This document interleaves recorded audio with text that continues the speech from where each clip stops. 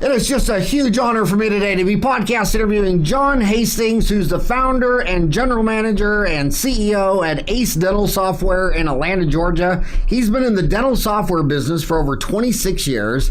He has a background in engineering, and we both share an MBA degree. He spent years in sales and marketing with several computer hardware and software companies.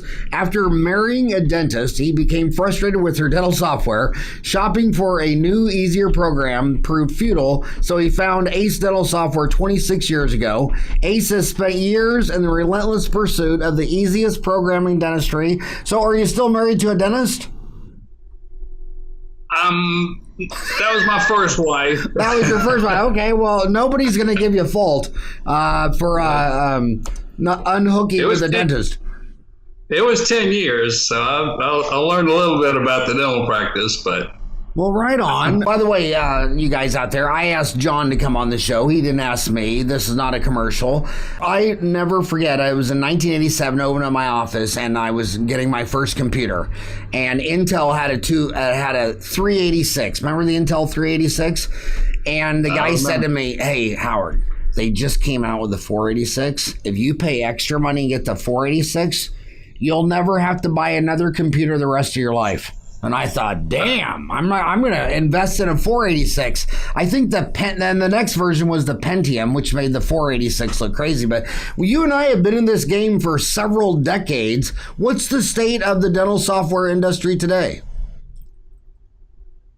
Wow. It's transitioning, utilizing more and more of the cloud now. And I think we can accomplish so much more for the dental practice with services that we can do now that we couldn't before, and security, the encryption, everything on the cloud. So that seems to be the direction everything seems to go now. So, I have so much respect for you because you are competing against some monsters out there. I mean, big old Henry Schein owns Dentrix, big old Patterson owns Eaglesoft. How do you compete with those guys? Golly, that's a good question. I think it's just great customer service and easy to use software. We work really, as you said in the introduction, we work really hard to be easy to use. My first wife's dental software was so challenging that she used about 5 or 10% of the program, like many do today in some of the programs. If it's too difficult to learn, they don't learn it. They don't use it. They don't benefit from it. And we just worked really hard to make something that was so intuitively easy. Part of that was motivated, but when we started, we didn't have the funds to send trainers around the country to train people. So it had to be something they could pretty much pick up and start using right away. And we focused on that from the get-go, and it's been that way ever since. So what software was she on? It was a DOS program. I don't think they're still in business. Trying to remember the name. I believe it was called Softrix, RIX. Did you ever hear of that one? No, but back in the day, I think in 1987, when I was looking at clouds or looking at software, I went with SoftDent for 30 years. And I think there was like 300 dental software companies out there. How many of them are there today, would you guess? 30 viable companies, I would say. 30 viable companies. And are you mostly, you're in Atlanta, Georgia. Are most of your customers in Georgia? Not really, no. What happened 26 years ago was we developed the software, gave it away to some friends who were dentists, and they loved it, and we put more and more into it, and I didn't have any money for marketing, couldn't buy any ads in magazines, couldn't go to trade shows. But there was a new thing back then just taking hold. You may have heard of it, called the internet. And I had already developed one website for another business and developed a website for Ace Dental. I think we were the first website for dental software. And people would call and ask for information on the program. We didn't have any printed brochures, couldn't afford that. So decided to give people a copy of the program, and we'd send them a CD-ROM with the program, or we'd let them download it. I'm sure we were the first dental software that let people download the program on the website, and they would take it, install it, and try it. It was as easy as we claimed it was, and they'd call us up and order. We were off to the races. Yeah, that internet was a big deal.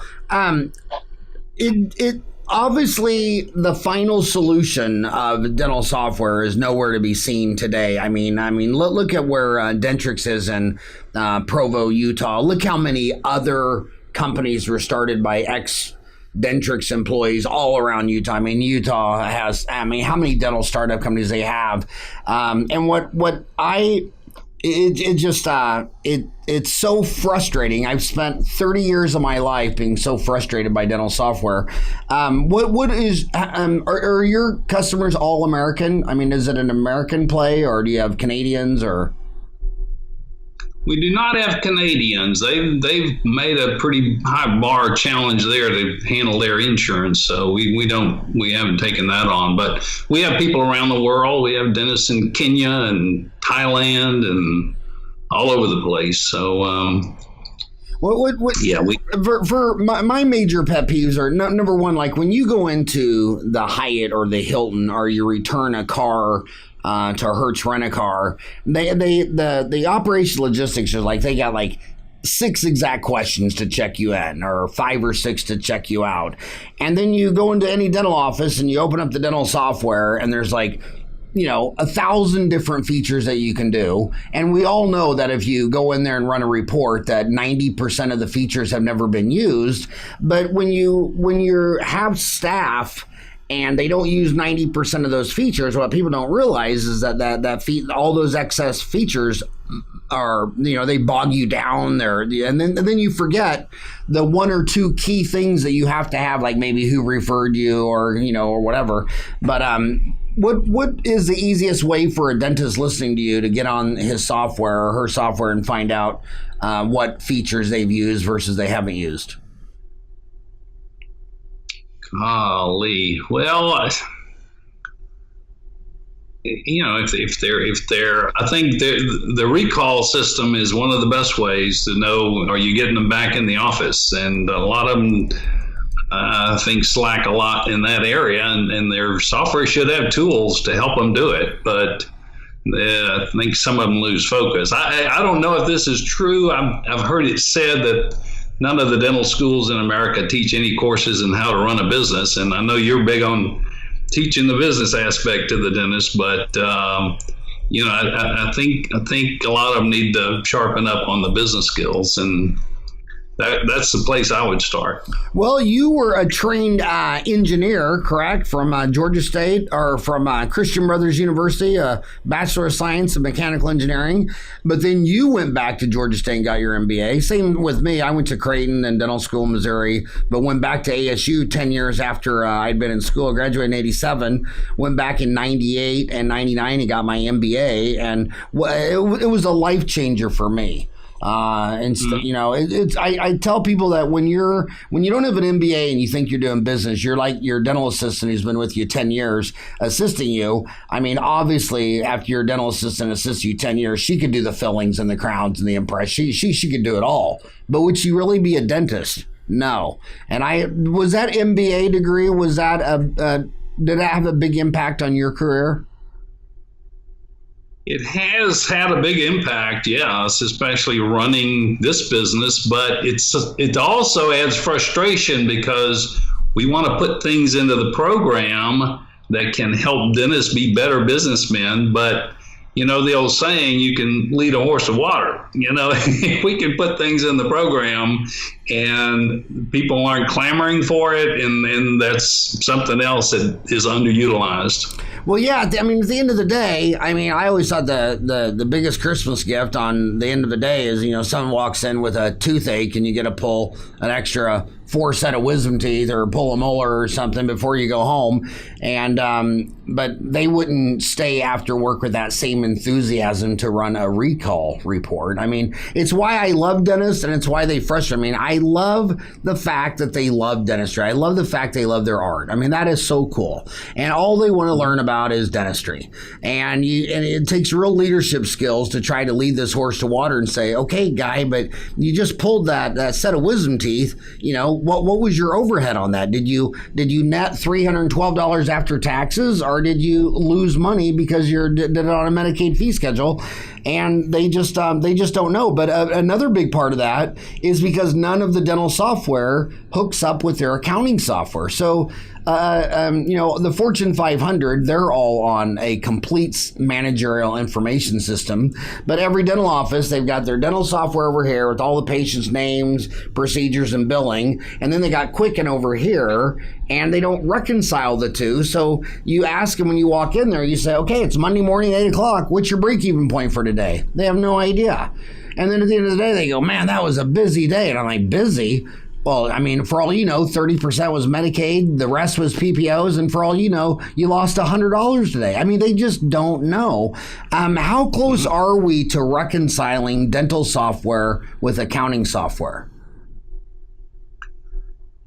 It's not that challenging. It's getting the utilization of it. Does someone want it? You know, if you put things in the program and people don't take an interest in it, then it's very frustrating. But I'll give you an example. Several years ago, 4 or 5 years ago, we started handling the automatic reminders, the e-reminders, text and emails and automated voice calls. And I was shocked that so many dentists said, no, we're not interested. They don't want to spend the money. But we said, okay, then we'll give them a free trial, and they'll see the big difference it'll make in bringing patients in, stopping no-shows and recall. No, still not interested in the free trial. We offered to bribe some of them when they wanted to purchase something from us. We'd say, well, we'll take $200 off if you'll do a free trial of these e-services. And some of them would still say, no, I'm not interested. So you see, you're kind of beating your head against the wall if you have things that can help them make more money and they just say no to it. Yeah. I'll never forget, I got in this... I think it was in 99. I got into this big old argument with a good friend of mine, the CEO of Dentrix, and I was in his office in Melville, New York, Stan Bergman, who's been on the show, the president and CEO of Henry Schein. And I was telling him how these features that Dentrix would have to do, because he wanted me to switch to Dentrix, and I was on SoftDent. And I told him that this was the most important, hooking it up to accounting. Well, he totally respected my feedback, so he assigned one of his team members who had an MBA. She flew down to Phoenix, she met our team, she wrote down all the features, then she surveyed something like, it was either 1,000 or 5,000 Dentrix users. It was basically merging Dentrix with an accounting software to give them all these reports. Surveys 5,000 people. This girl probably worked on it for a month, and almost every single person said they were not interested. And I was just like, I was gut punched. I almost had to take a knee. I'm like, these are my homies. How could my homies not realize how desperately they need this? And Stan says, they don't care. I mean, we asked them, this is not my opinion. Here's the survey. Howard, you are saying something that the market doesn't want. And I'm like, gosh darn. I mean, at the end of every night of every franchise in America, every McDonald's knows if their crew labor was, their food cost was 31% versus 32%, or if their labor was 14% or 18%. They know if they netted 14% at the end of the day versus 13.9. And then here's his dentist, just did 4 fillings on a PPO schedule. And I say, well, what did you bill for those 4 fillings? And he's like, oh, I get $250 a filling, so it was $1,000. I'm like, dude, this is a PPO. You got $112 for 4 fillings. What was the cost of that room for an hour? I have no idea. So did you work hard? Yeah. Did you make any money? Well, I got a gut feeling. I was like, well, guts are filled with fecal matter. You have no idea what you're doing. why don't you want to know what you're doing? And they're just dentists. They love to do dentistry. I mean, all they want to do is take you to their operatory and perform surgery in your mouth, whether it's a filling, a crown, or a cleaning. That's all they want to do. So go through your features and tell them what they need to know. Your ACE dental software features. The first thing you put up is patient and family ledgers. Why is that important? Or what's your unique selling proposition there?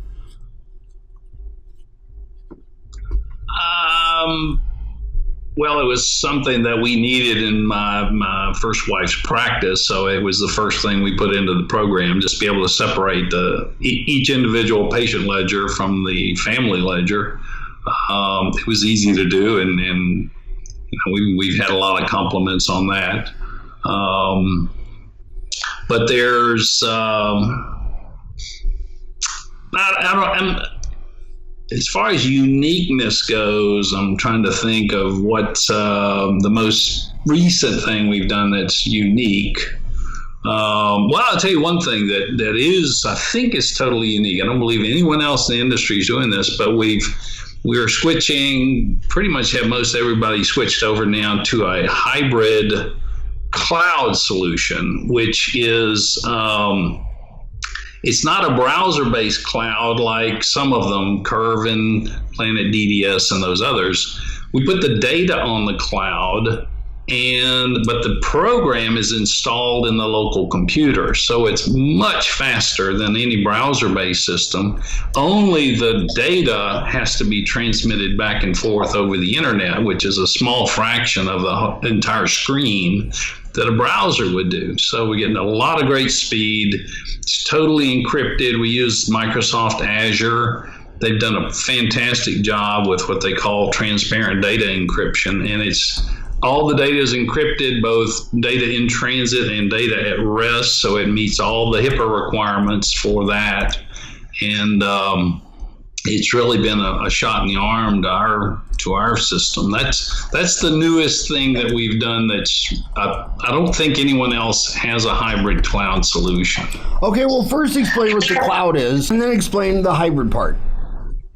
Okay, the cloud is putting data on a server somewhere on the internet, and we can do a very quick, about a 1 hour data conversion from a local database of ours to cloud. Now, also, our program, we use the exact same program code, whether it's a local database or a cloud database. So we only have one code base to maintain, compared to, let's say, a Patterson, where they have a Fuse program, I think is what it's called, on the cloud, and then they have the EagleSoft on the desktop, and they've got two code bases. And I think the same is true with Dentrix with their, Ascend and Dentrix Local. But we only have one code base, and so the hybrid part of it means that instead of having everything on the cloud, where you would open up a browser, plug in a username and password, and do all of your work from a browser window, we have to have we install the program on each local workstation. So we're using the processing power of the local workstation to do the bulk of the work, which is much faster. And then, like I say, we only transmit data back and forth to the Microsoft Azure, and it's fantastic. It also takes a lot of network traffic off the local area network. We found that as practices started adding digital imaging, we had more and more slowdowns on the local networks, and people were complaining about slowness. But when you're transmitting megabyte images across the same network that you're trying to transmit your practice management data across, then there's going to be collisions and difficulties and corruption, and all of that is gone now when we go to the hybrid cloud. So what Microsoft version of software do you think dentists should be on right now at their office? I mean, I had dinner last night with two dentists from Ahwatukee and Chandler, and one was on Microsoft Office 7, one was on 8. What do you recommend now? we've switched everything over to Office 365, which is pretty well cloud-based, and it's affordable, and you get everything that Office has to offer. Some of it's a little more than you want. They have a Skype for Business that you can't uninstall, right. And it's not our fault, but you know how Microsoft does some things. But we like that Office 365. They seem to have it pretty well tuned. Yeah, Microsoft bought Skype, and then they bought LinkedIn too. And so I'm wondering what their strategy is. I was hoping someday on LinkedIn, like if instead of messaging you on LinkedIn, that I could just hit a call button and FaceTime you. Use the Skype video. But yeah, so you like Microsoft Office 365. Some IT people have told me that one of the problems they see in dental offices is that all the desktops are different RAMs and microprocessors and softwares. Is that as important in 2019 to have a consistent PC network in your office for all the computing, or does that not really make a big deal? That's a great question. But we always tell our customers we're experts in application software, but we're not hardware experts and we're not networking experts. And when there's a problem, a lot of times they call us and we explain that, you know, computer people have specialists just like dentists have endodontists and periodontists.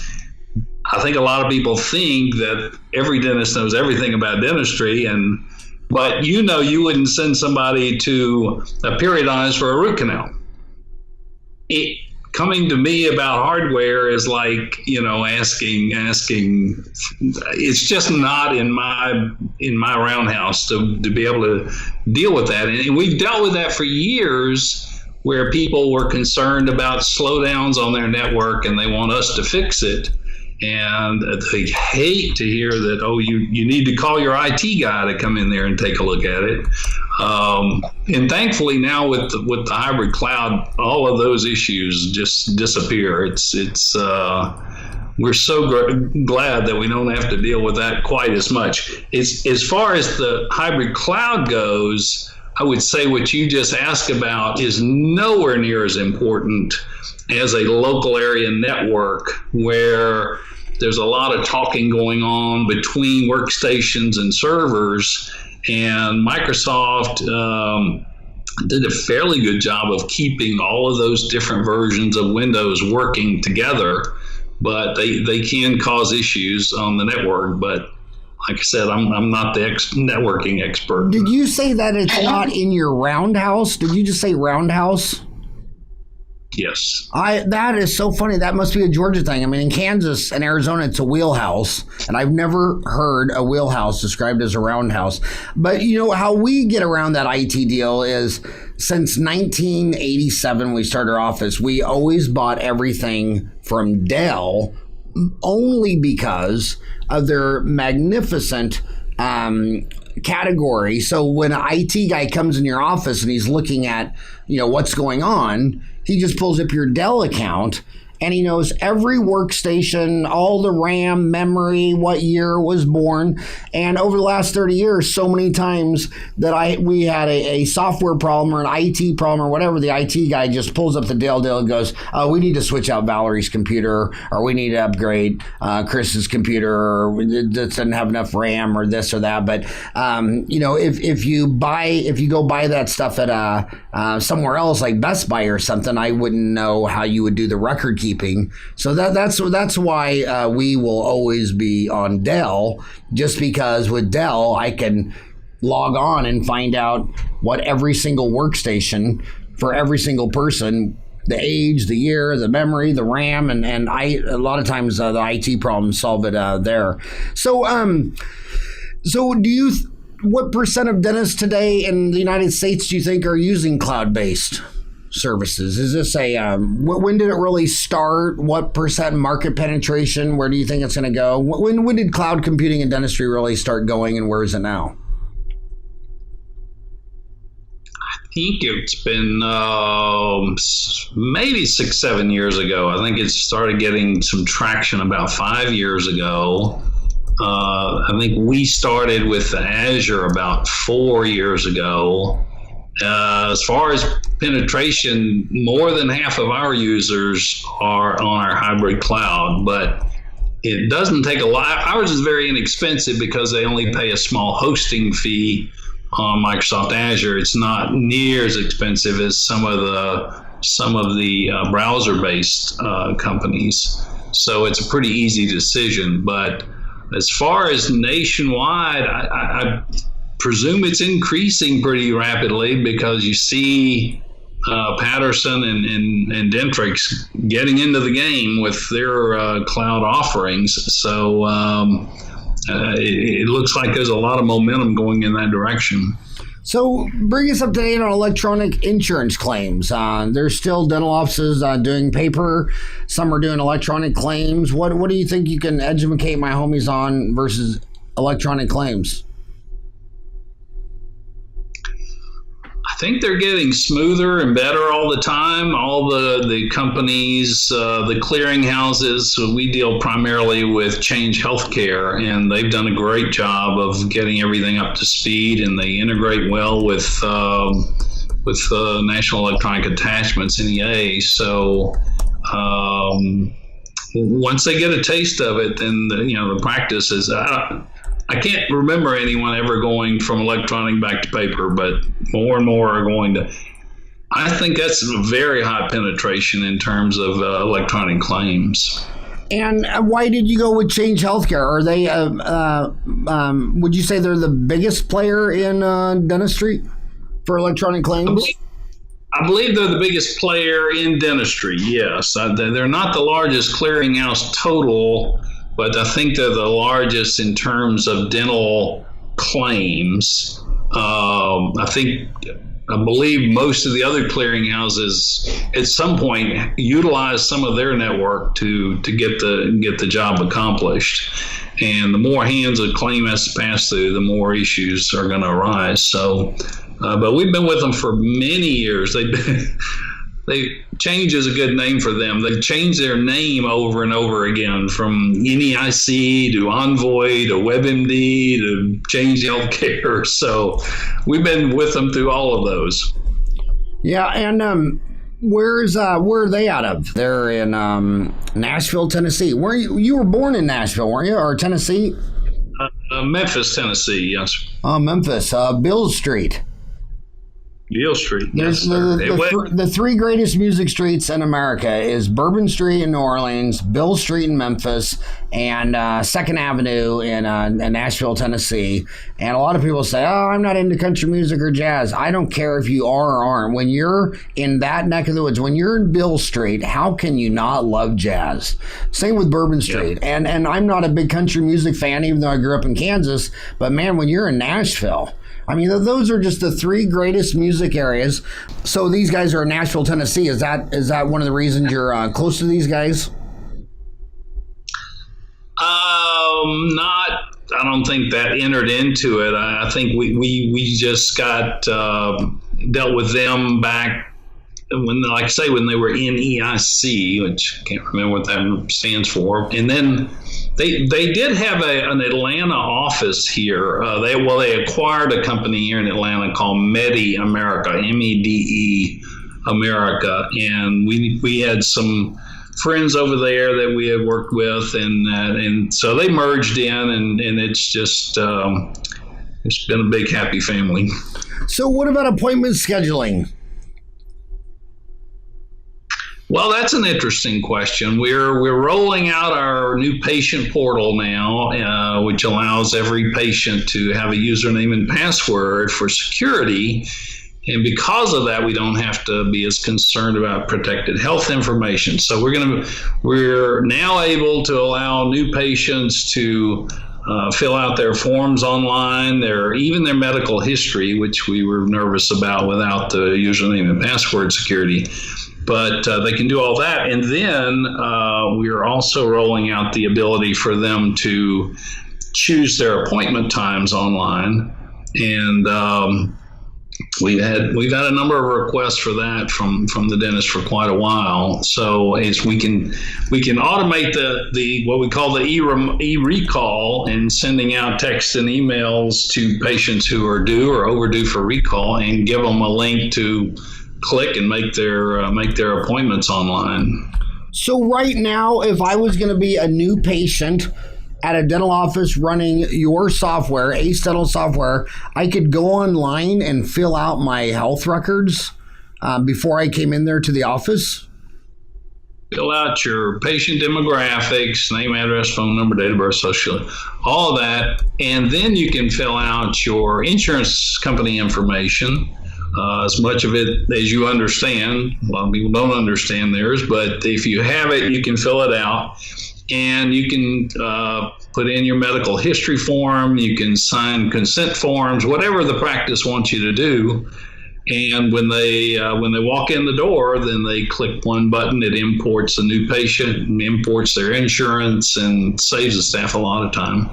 Last week, me and my partner in crime, my general manager, my president, Lori Zlowski, we went out for dinner with the Delta CEO. I always believe in networking with your value chain. And what I was telling him is I said, why do the patients still come in with a paper form? I mean, gosh, why don't people that have Delta just download an app and then, maybe come in and I could just bar scan it in? And what you're saying is amazing, because so many times a new patient comes in, he says, yeah, I have dental insurance. And you're like, and? Well, I think it's Delta. And it's like, that's all you know? And, and it's just crazy. And then when they ever talk about healthcare reform, most of the MBAs look at the cost of the American healthcare system and think upwards of 30% of it is just admin cost. And, there was just a big story today in Wall Street Journal about how General Electric and so many of these companies are just massively automating so many of their work functions, and with machine learning and just make it automation. It's like, guys, you come into my dental office today, we still have a dedicated employee who's going to call your insurance company, talk to a human, verify everything. You just get rid of all those things. And I'm looking at this lady, and my office is 31 years old. And I'm like, I seriously was so delusional. I thought when Amazon went public in 94, that within a year, this would all be automated, and it's still not automated. But I applaud you. You're the first I heard. You go to many dental websites and it says, click here to print out the form so you can fill it out on a piece of paper and bring it in. Well, then your number one cost is labor. So now your expensive labor has got to enter all that data. And so I applaud you. The only secret to lower prices is lower costs. I applaud you for that innovation where they can fill out the new patient information online. I've not heard of that. Are you the only one doing that? I'm not sure. There are third parties that offer patient portal type of solutions, but we don't like third parties. Right. Back when Solution Reach and Demand Force were approaching our users, we said we can do better than this and cheaper, and so we developed our own e-reminders, e-recall, e-survey, and we do it better and cheaper. And same thing with the patient portal. It's all in-house. So. Now, are you a programmer yourself? Well, I've done a lot of I'm a self-taught programmer. In mechanical engineering, I think I had one course in Fortran, and that didn't go very far. But I've done some programming, but I mainly oversee the programmers. You have to kind of keep a tight rein. Programmers think like programmers. They don't think like you and me. They don't think like dental staff, and they write things that make perfect sense to them, but maybe not to somebody sitting in a dental practice. So we've kept a tight rein on that and said, no, go back and do this over again. Make it simple, make it easy, make it intuitive. And it takes longer and harder to do it that way, but I think we get much better utilization out of the program when people can sit down and intuitively figure it out. How many programmers do you have? Well, we have some contract programmers we bring in on certain things, but we always have 4, and then sometimes we're up to 8 if we have special things like the cloud-based things, the patient portal and things like that.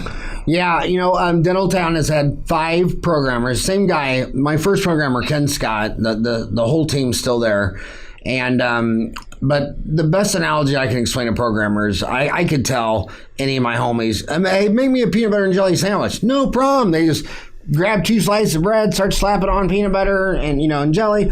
But a programmer's like, okay, this is slice 1, it's with sides A and B. This is slice 2 with sides A and B. Which side did you want the peanut butter on? And the dentist's like, I don't care, just make me a PBJ.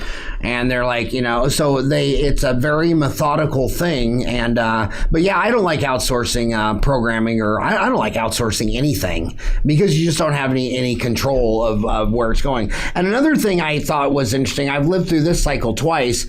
When patients are scheduling online, when you're old like me, you want to go, I still go into the bank and do my banking at the teller. I mean, hell, you got to talk to your buddy that's, she's worked there 10, 20, 30 years. You get a free sucker. Who would want to do the drive-through? But these millennials, they don't think it's customer service to have to deal with another human being. And these people who are booking online, we started that. And it's amazing how people will make an appointment at 10 o'clock at night, and they would rather do their banking online. Like, I have all my young employees, they do all their banking online on their iPhone with Chase Online. I've noticed they all prefer Chase over Bank of America for ease of use and computer friendly. But that's logging on and filling out your paperwork, scheduling an appointment. These dentists are going to put up resistance, because if all of a sudden, John Hastings says, I made myself an appointment on Monday, they cringe at that. But that is the future, isn't it? I think so. I think you're absolutely right about the younger ones want to do all of this. This is the request we've had from dentists, that their younger ones want to be able to do this. They're getting used to that. And some of the practices don't understand. We have a lot. It seems like dental wives who say when we talk to them about doing things online, oh no, we like the personal touch. They want to call patients during the middle of the day, and a lot of the patients don't want to be bothered in the middle of the day. They love the text messages much more than some of the older folks, but. A good example of that, a year or so ago, we added two-way texting within our program. So you can text from any workstation in the office. You can see, each workstation can see when the response comes in. And it has just blown us away how much utilization that gets. I mean, they have found it's just instant communication with patients anytime, anywhere, and they love that part of the program. Yeah, and you see it in your own family. Like, a lot of times I'll call one of my 4 boys and they immediately unavailable, and 1 second later they text you sup, as in what's up, sup. And it's like, and then I'll call them back. I'll say, why don't you talk? But they 2 of my 4 prefer texting, and 2 of them prefer calling. And so the biggest bias you always bring to any business is what you think the market wants, and the market doesn't care what you want. And a big hunk of the market wants to do it all digitally. They don't want to talk to Shirley. They don't want Shirley calling her on the way to work. They want to do it all text, all digital. The millennials are quite different. I want to go back to your recall management, because if a hygienist, I've been pre-appointing my hygienist for 31 years, and if a hygienist sees 8 people on an 8-hour day and only 6 of them scheduled to come back in, and those 2 don't come back in, I mean, you're losing a quarter of your practice every day. I mean, when you look at it, the typical office that I analyze, this is what I see. They flatline. I don't care if they're collecting $40,000 a month or $80,000 a month or $120,000 a month. They've been flat that way for the last decade. And then you look at their new patients, and they've been throwing 25 new ones in every single month. It's like, well, dude, if you're throwing 25 new patients business onto your practice every single month, and your revenue has flatlined for a decade, then simple math says you're losing 25% of your practice.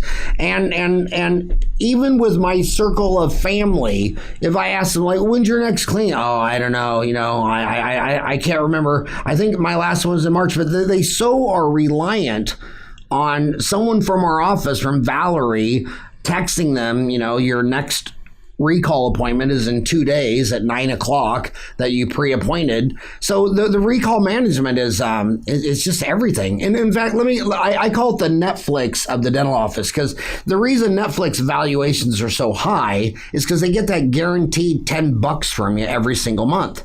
And I don't know if you're going to have cavities or need root canals or crowns or bridges, all that stuff, but that Netflix income of having your customers come in with you every 3 to 6 months, that's the whole foundation of the financial annuity. That's the reoccurring revenue. It is absolutely the most important part. So what would you say about the recall management that ACE offers?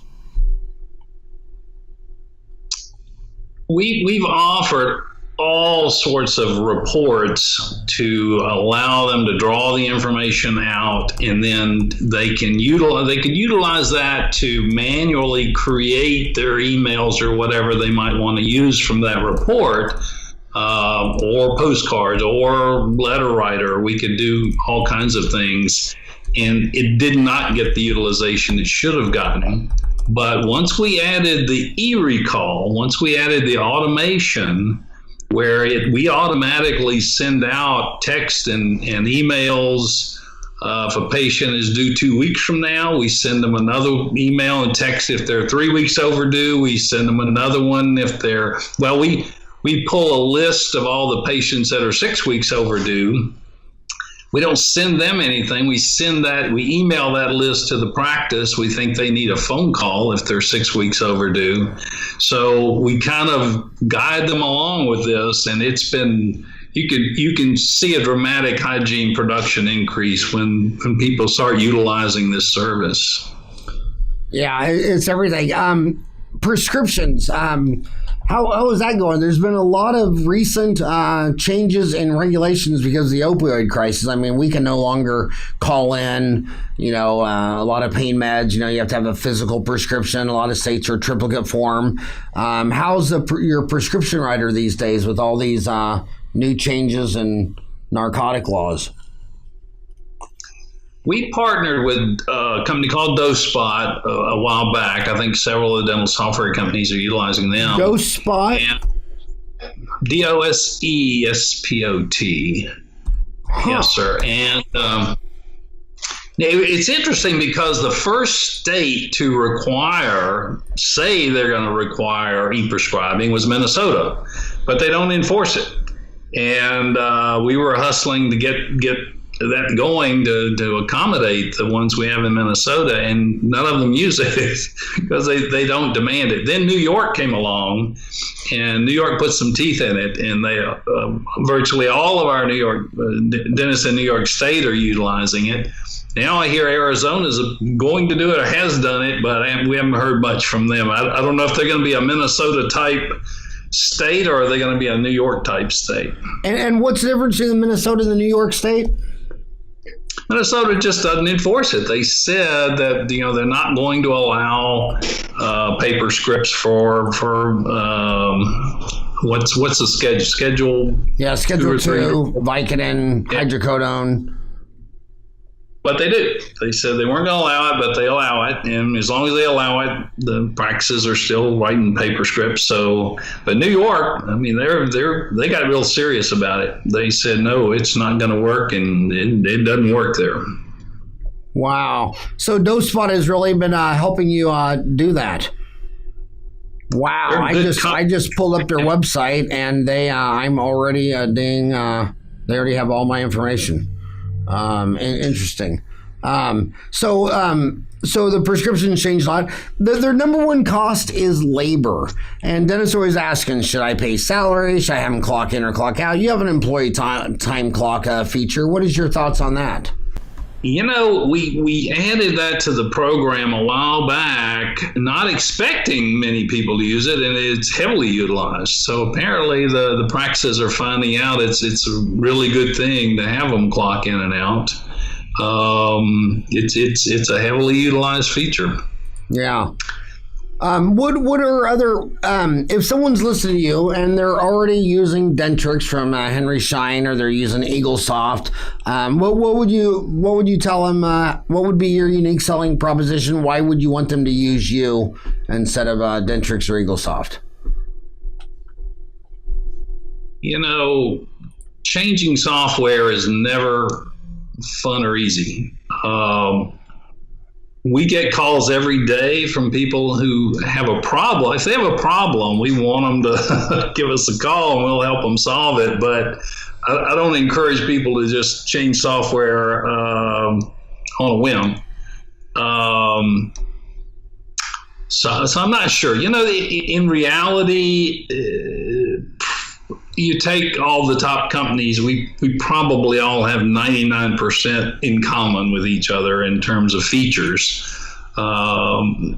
What we've always said for many years is that we think our interface is just much, much easier.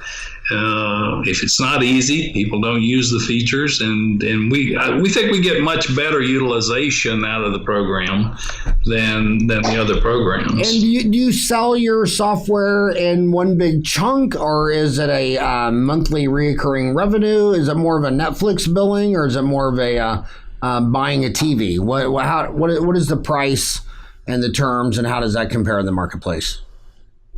We always had the ability to purchase the software, and you own it. You own the license, and we've never required you to pay monthly for support, though the vast majority do.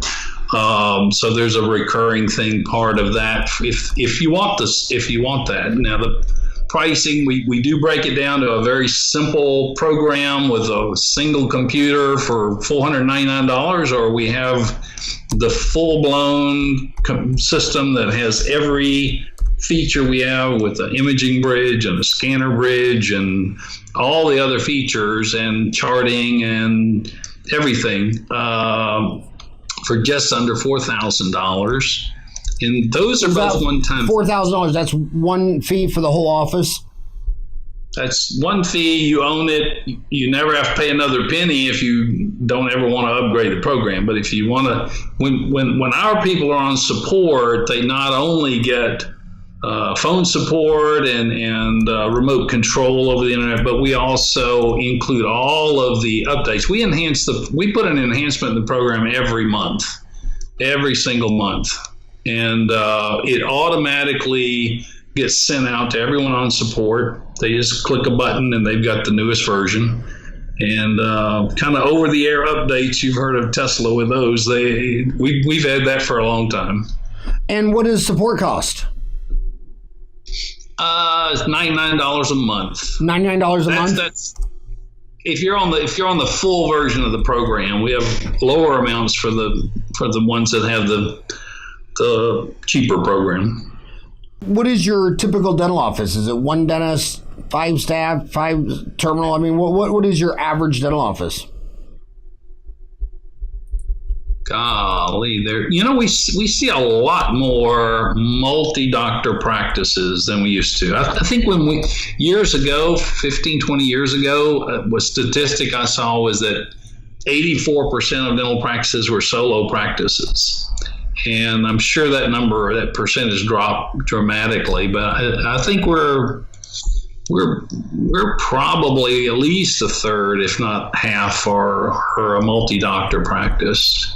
So, and we've got some that are, quite a few, some of them with 20 workstations and very, very busy practices. And so it doesn't matter if you have 4 chairs or 14 chairs, it's still $4,000? Correct. Yeah, we don't base it on how many doctors or how many chairs or any of that. Huh. And have you got any customers yet that are DSOs or multiple location practices? We have a number of multiple location practices, yes. I don't think they define themselves as a DSO because it's typically one doctor that kind of heads up the whole thing. Yeah, the definitions are tough. There's so many words that dentists use that don't have any meaning, like optimum, like they're for optimum oral health. It's like, well, is there someone that's for suboptimum, non-optimum oral health? But DS, and they say they are against corporate dentistry. And then I'm like, well, are you an S Corp? Are you incorporated? I mean, what? Oh, yeah, I'm an S Corp. Oh, so you hate yourself? So, yeah, but I think of DSO as just multi-location, group practice. And so do you think that in the future, as group multi-location grows and single practice contracts, which I'm estimating is going to level off, you should never make a prediction because then people will have evidence someday how dumb I am. But I'm always saying it's going to follow the lawyers. There's 1 million lawyers. Half of them are in group and half of them are solo. And lawyers and dentists and physicians, they're all the same. They're highly educated people, and half of them wants to do it their way. And doing it their way gives them more life fulfillment than doing it a compromised way, even if they made more money. They just don't care. It's so cool to be a totalitarian dictator business owner where you don't have to answer to anybody, right? But do you think that your hybrid cloud base is going to be more and more important for multi-location as opposed to single location, or not really? Oh, absolutely. Yes. We put in a little drop-down list on our opening screen, and it drops down all the locations. With one mouse click, you can instantly change from one database to another. Run all the reports you want, look at the appointment book. It just makes it fluid to go from any location to any other with one mouse click. So yeah, the hybrid cloud is a huge step up for us in terms of multi-locations. And then it's another interesting thing where when you look back at HR, I mean, HR is everything. My book was People, Time, and Money, Uncomplicated Business. But it's so amazingly nice when you can have a employee who's a workaholic on a Saturday be thinking, oh, I want to log into the business and run this report or check on this or check on that. I mean, so how is it for the cloud hybrid deal for a dentist or a stat team member at home on the weekend to log into ACE dental software? It's exactly the same. We feel like the hybrid cloud is more secure than a browser. Browser, all you need is a username and password. So if the bad guy gets your username and password, you're pretty much totally exposed. With our hybrid cloud, everyone has to have the ACE program installed on that computer, and there are certain encrypted files on that computer that open up the access to the cloud. So we think we have more security than a browser-based system.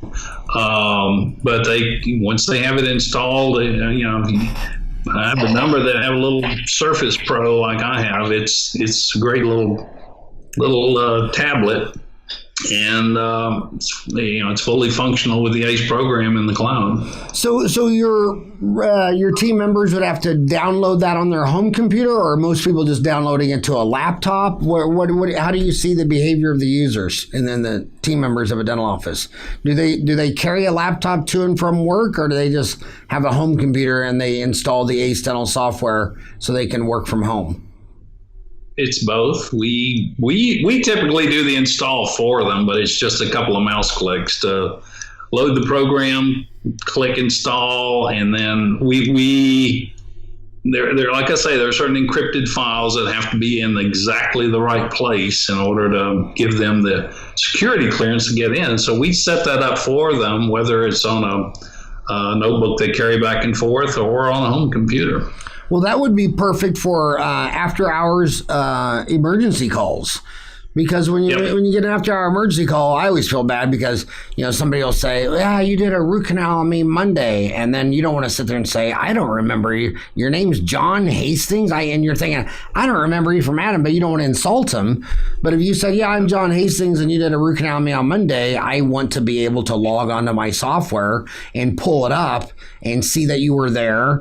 And the minute you say, well, I don't, how are you spelling your name? Because I don't have a John Hastings in my software, then it's a click and it's a hang up.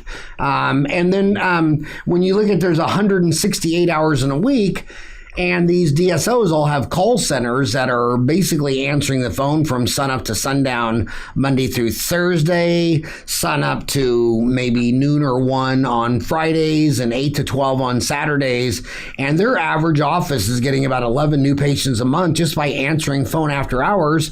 And if you had this hybrid cloud solution, and I mean, why can't you find a stay-at-home mom, a retired grandma, a grandpa to work for you by having the phones referred after hours so they can talk to a human? I mean, it's worth 11 new patients a month for the average of the people that are doing it. And it sounds like your software with your hybrid cloud solution would be perfect. I mean, even when you start looking at a dentist family, it's like, really, you don't have a stay-home sister, someone disabled, retired, somebody that just doesn't want to commute to work on the traffic? Why don't you have, after the phone rings 3 times, roll over to her, and then if she could pull it up and say, thank you for calling John Hastings Dental Office, how may I help you? And you're like, yeah, I want to get my teeth cleaned. And that happens 11 times a month for the average office that rolls over the phones to a call center. So it looks like you are perfectly set up for the individual dentist to have a call center. Telecommuting is wonderful, and that's exactly what they can do with this. They can do that very, very easily, especially with some kind of voice over IP. Like we use Ring Central, we love that. And what did you say you use? We use a voice over IP system called Ring Central, which I think was bought by AT&T, but they're an excellent phone option for any dental practice. And are you seeing your dentist doing that? Yeah, more and more. We're seeing more of them go in that direction. Ring Central. Communicate, collaborate, connect, the leading all-in-one phone, team, messaging, and video conferencing. Now, how do you guys use Ring Central? We're working with them right now on to pick up the incoming caller ID and open up the program to that patient. That's not finished yet.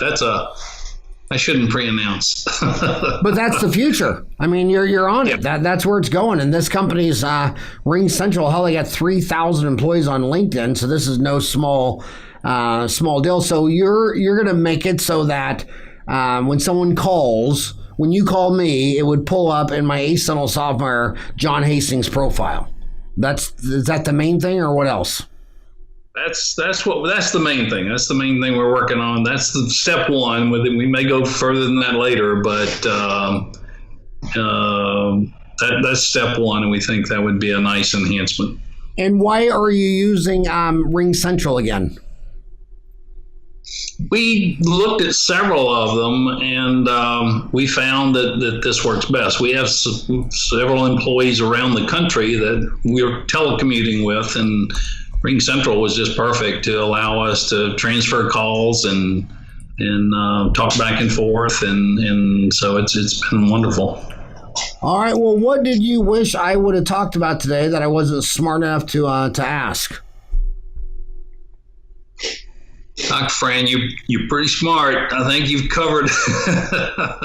I think you've covered everything. You even got a pre-announcement out of me that I wasn't planning on doing.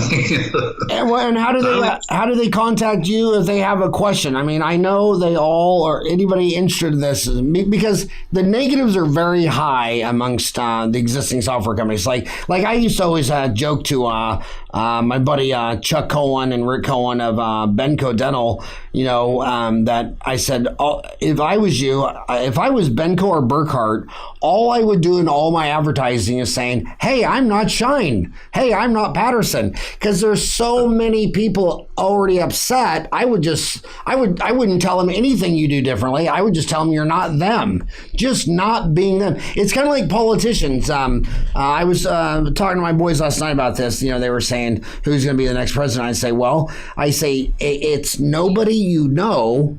Because if everybody already knows that person, half the people in America don't like that person. It's always like when I was in high school, a governor from your state, Georgia, a peanut farmer, Jimmy Carter, nobody in Kansas had heard of this guy. So he starts with no negatives, made it to the top.